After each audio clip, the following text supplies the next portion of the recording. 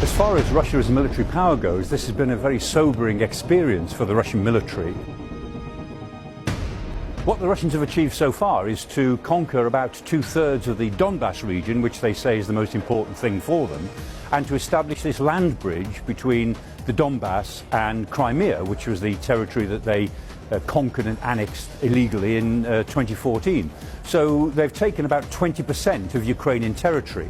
But remember that this war began with Putin's intention to occupy the whole of Ukraine, to throw the government out, to install his own government, and effectively to absorb Ukraine into a greater Russia. That has completely failed. They are 2/3 of the way through occupying the Donbas, but elsewhere it's not going terribly well, and the Russians look as if they are going to be caught over the winter with all of their military objectives only partly achieved.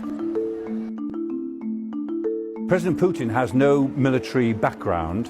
He was a regional KGB officer in Dresden, just one small city. That was his governmental role until, effectively, he became prime minister. Like all great dictators, he thinks that he's some sort of military genius. And in fact, I mean, what military decisions he has made, or we know that he has made, generally speaking, have proved to be disastrous. Again, like all dictators, people are frightened to tell him the truth.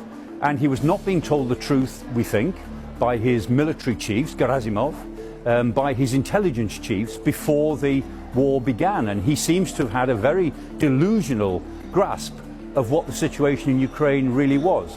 And as he has tried to, as it were, galvanize his military, it looks as if they've made the problem worse.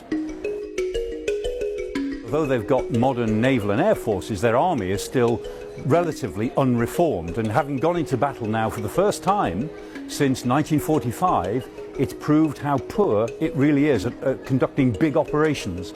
And so that's been an eye-opener, not just to those of us in the West who look at these things, but particularly to the Russian High Command, who thought that they were much better than they've turned out to be. The Russians have called in troops from every other theatre that they've been involved in order to send them to Ukraine. And so Russian forces opposite the Baltic states, Estonia, Latvia, Lithuania, are thinner now than they've been for many, many years. Russian borders are more open now than they've been for a very long time, because they've had to concentrate those competent and professional troops that they have into Ukraine. What the Russians are facing is a situation where if they get bogged down in Ukraine for the next few years, that their army is far, far too small to perform the various other jobs which a big power, a continental power like Russia, must have. Not least, they don't have many troops looking after the border with China, and believe me, that's a border that really worries them. If they're worried about an invasion of the homeland, they should look at the number of Chinese troops the other side of the Ussuri River.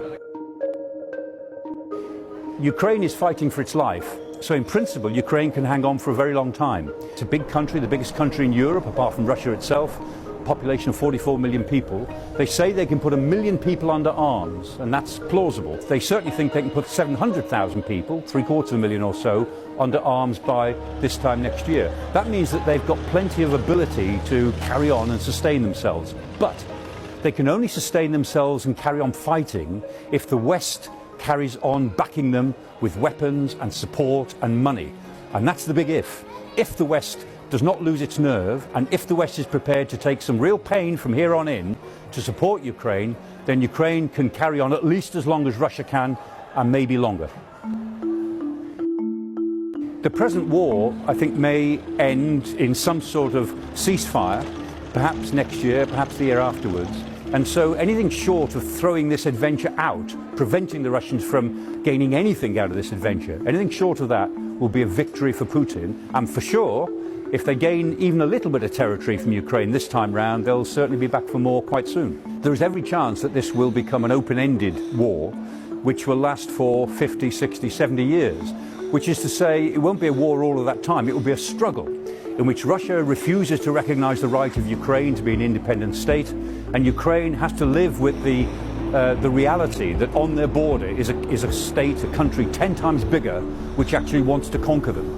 And so what I suspect will happen is that this struggle will go through a series of on-off conflicts. So there'll be a conflict, there'll be a ceasefire, the ceasefire will hold for a few years, then break down, the conflict will break out again.